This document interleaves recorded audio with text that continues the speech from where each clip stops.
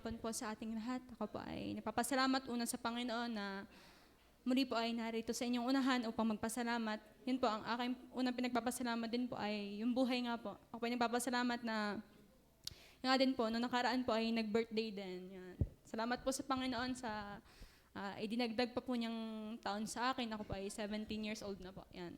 At yun nga po, ako po ay nagpapasalamat din sa kaligtasan ng kanyang ibinigay. Sabi nga po ni Ate Baby Jane ay, yun, salamat na na-appreciate ko po ang lahat ng bagay dahil sa kaligtasan niyang ibinigay. At yun po, ako po nagpapasalamat po doon. Ako po nagpapasalamat na ako ay kabataan na nasa Panginoon na hindi nga po naligaw ng landas. Yun po. At pangalawa po ay yung sa family po, about sa family, ako po ay nagpapasalamat na bagamat nag-iisa pong Kristiyano, madaming napagdaanan, pero ito pa rin po ay, nga po, sa biyaya ay nakakapagpatuloy pa rin po. Kumbaga, nakakarinig pa rin po ng sinasabi ng parents, lalo na po ng papa, lalo na po pag, yan, ganyan po.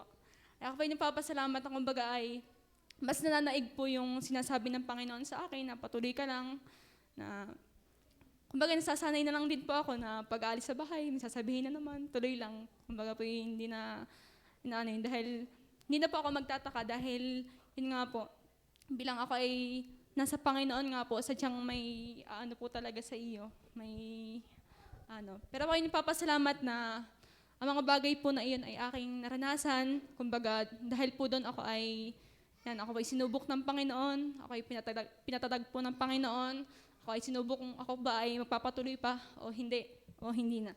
At yun nga po, ako po ay nagpapasalamat din po na ako ay, yun nga po, nakakapagpatuloy sa dito po sa gawain ng Panginoon, na bagamat minsan nga po ay may pagkukulang din sa Panginoon, minsan ay hindi nakakasama sa gawain, pero po ako ay nagpapasalamat sa Panginoon na alam ko na along the way man po ng paglilingkuran ay madaming discouragements, pero ako po ay nagpapasalamat na alam ko pong kasama ko ang Panginoon.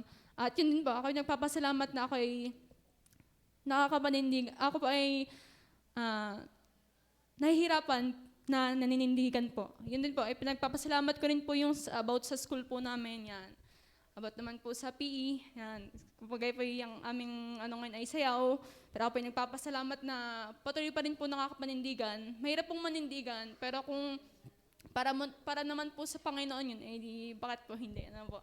Ako ay nagpapasalamat dahil yun nga po, intindi na rin po ng mga teachers po doon.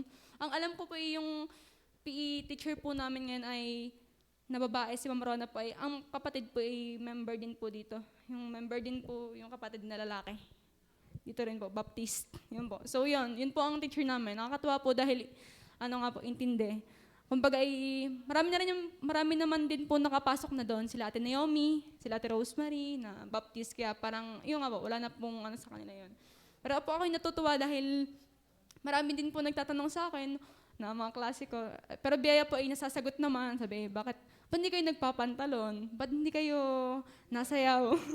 Ba't hindi kayo, ang dami pong tanong. Pero ako pinagpapasalamat sa Panginoon na bagamat hindi pa po ganun kalalim sa kanyang mga salita, ay nasasagot din po. At yun, makikisama po ako patuloy sa inyong panalangin, ang katatagan, at yun nga po, ay lubago din po sa biyaya ng Panginoon.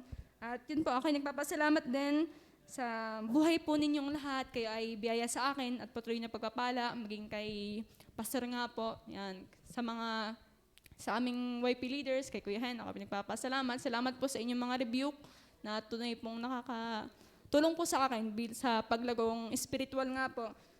At yun po, ako pinagpapasalamat sa nangyayari sa aking buhay. Alam kong ang mga pangyayaring yun ay alam ng Panginoon at may purpose pa ang Panginoon doon. At yun, makisama din po sa inyong panalangin ng aking mga unsaved loved ones na minsan ay, kapag po kasi ako ay, yan, nababahaginan ko naman din po sila ng salita ng Diyos. Pero yun nga po, kapag ako ay nagbabahagi ay hindi ko maiwasan na maging emotional kasi pamilya mo po yun eh. Naranasan ko po yun sa papa ko.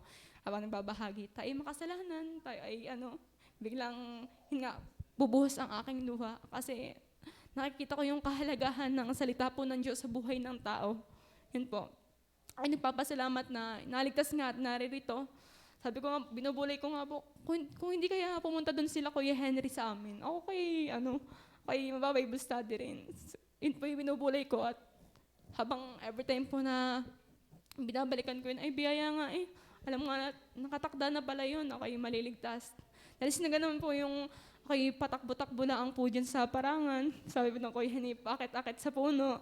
Pero ako'y nagpapasalam. Pero hindi po akalain din ng Kuya Henry, ako ay papatuloy. Ako lang sa batch 1 na tinuruan, ako po ay nakapagpatuloy. Nabautismuhan, yan nga din po. Ay, nagpapasalamat din po ng noong nakaraang August 29 po ay 2 years na rin po dito sa gawain. Yan, ako po ay nagpapasalamat sa buhay po ninyong lahat. At yun lamang po. Purihin po ang Panginoon.